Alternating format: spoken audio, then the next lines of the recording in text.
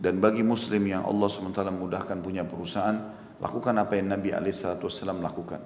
Nabi SAW melakukan pada saat pertama hijrah ke Madinah untuk membangun pondasi negara. Kata ulama ini pondasi negara, pondasi masuk dalamnya kota, desa, segala macam. Dan juga pondasi perusahaan kalau zaman kita sekarang. Yang pertama beliau membangun Masjid Quba. Nah, kemudian berapa hari saja setelah itu langsung bangun Masjid Nabawi. Baru hari pertama di Madinah, Madinah kota kecil. Langsung Nabi SAW bangun 2 masjid sebagai simbol. Jadi semua yang jadi pemimpin di satu wilayah harus punya masjid jami' yang orang Islam bergabung. Perusahaan minimal punya musola, tempat sholat di situ orang bisa sholat, tamu bisa sholat, orang mampir bisa sholat. Kalau bisa bangun masjid besar bagus, alhamdulillah. Saya tahu ada satu building baru dibangun di daerah Jakarta Selatan di Gatot Subroto kalau nggak salah.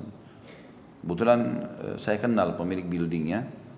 Ternyata dia buat di satu lantai itu khusus lantai 22 luas sekali, bisa nampung 3.000 orang.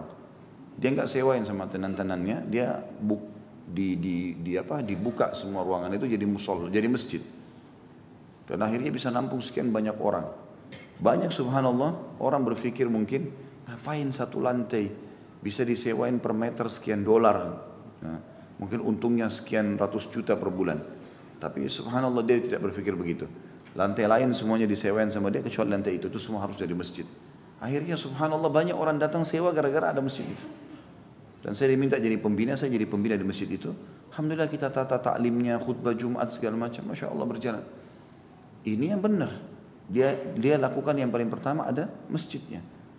Allah SWT tunjukkan itu melalui Nabi Muhammad SAW. Beliau pertama hijrah ke Madinah membangun masjid ini. Kemudian yang kedua, Nabi SAW mempersaudarakan antara muhajirin dan ansar. Bagaimana orang yang lama sama orang baru dipersaudarakan. Tidak ada lagi perbedaan antara mereka. Bahkan bisa saja orang baru datang tapi karena dia punya skill yang bagus mungkin jabatannya lebih tinggi. Itu biasa. Dan tidak boleh ada rasisme gitu. Mengatakan oh saya satu suku dengan pemilik perusahaan pasti saya akan didahulukan. Tidak. Skillnya mana? Kalau skillnya bagus, profesional ya sudah. Begitulah yang diajarkan oleh Nabi SAW. Kata Nabi SAW, Inna Allah yuhibbu min abdin idha amila amalan an yutqinahu.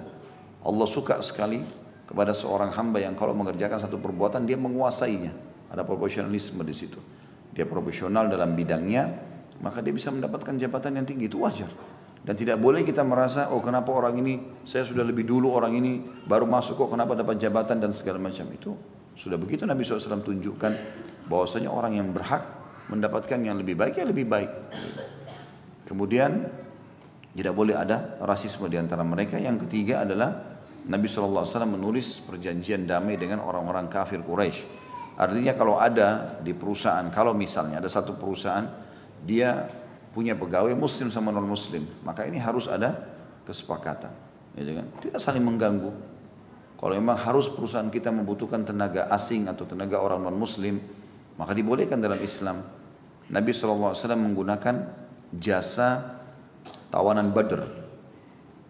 Di antara syarat mereka boleh bebas, kalau mereka mau bebas adalah yang bisa membaca dan menulis, mengajarkan cara itu atau ilmu itu kepada kaum muslimin, baru dibebaskan.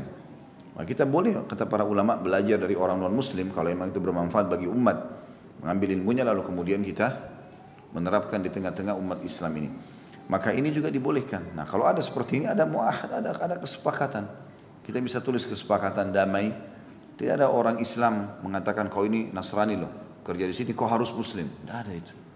Karena dalam Islam konsepnya la ikraha fid din, tidak ada paksaan dalam agama kita. Tidak ada dalam Islam diperintahkan wajib kamu harus begini dan begitu. Tidak ada dalam Islam itu. Jadi kita tidak maksudnya kau harus masuk Islam karena kau ada di negara kami, karena kau ada di kota kami, karena kau ada di perusahaan kami. Tidak ada itu dalam Islam. Tidak ada paksaan. Tetapi dia juga tidak boleh melakukan perbuatan ibadahnya di kantor misalnya. Ya, karena ini ritual tidak boleh misalnya. Maka itu semua termasuk hal yang baik yang diterapkan oleh Nabi SAW. Dan ini kita tarik dalam aplikasinya tentunya. Ya, karena Nabi SAW lebih besar lingkupnya, dulu negara. Tapi kita tarik kepada hal-hal termasuk lembaga pun bisa diterapkan fondasi yang baik ini.